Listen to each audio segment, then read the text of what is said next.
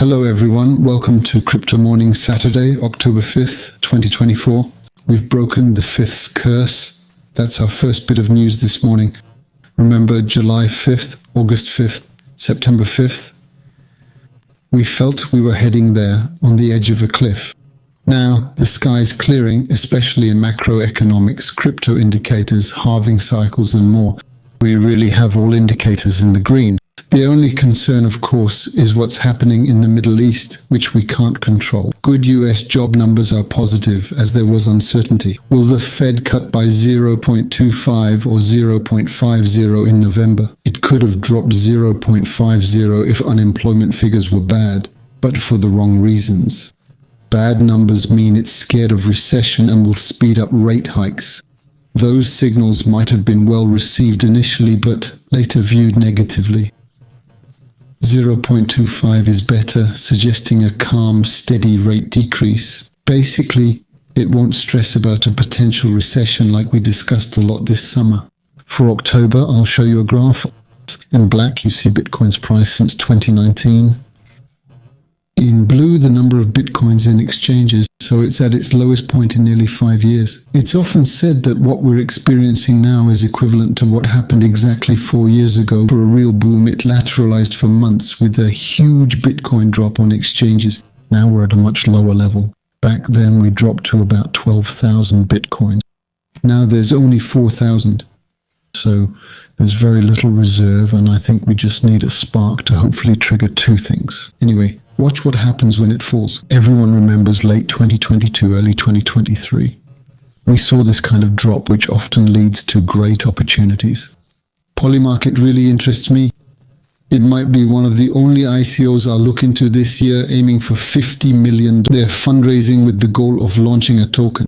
It's a fascinating project on Ethereum, a decentralized marketplace. Let me show you. Just type polymarket.com, you can bet on anything. For the presidential race, Trump's slightly ahead right now. There's various topics like, will Israel respond before Friday? That one's closed now, of course.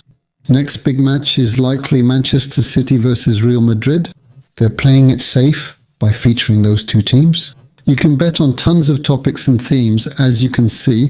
I think this platform has potential even for election integrity. Maybe a state in the US will decide to use this platform. I think it could be interesting. We'll see when the token launches, especially if we can buy before the ICO. Also, good news we discussed. September was great. It's the highest of all recent CICs we've had for Bitcoin. September was huge. 9% for Bitcoin, altcoins up 20 to 35%. So it's been an extremely good month. What might this indicate? Everyone had one last big feast in September, hopefully to prep for the October we all want. Then Tether's boss, Paolo Ardeno, says Tether is the US's best friend. We get it, we often discuss this here. Tether uses a big chunk of their funds to buy US bonds. For the US, it's a great solution as it's starting to represent hundreds of billions. Soon it could be hundreds, maybe even thousands of billions. This is timely as Japanese and Chinese investors have been selling US bonds en masse lately. Now let's discuss a crucial topic for the coming months, stablecoins, because people will need to sell and take profits. Of course, everyone takes profits differently. Personally, I haven't planned to switch to dollars or euros yet. So like many others, which stablecoins to choose? Mika's arriving, Coinbase might delist USDT, and all eyes are on USDC. The thing is, I don't really trust USDC. Oddly enough, I might trust USDT more than USDC. Because USDC is really the establishment stablecoin. You see, they're compliant with Mika in everyone's pocket. So I'm thinking about solutions for stablecoins. What's interesting is that an ETF has been filed for XRP. I think it has a good chance of being accepted, especially after the elections, particularly if Gary Gensler is no longer SEC chairman. But if you think about it, I believe we've opened the floodgates. There was Bitcoin, a proof of work project.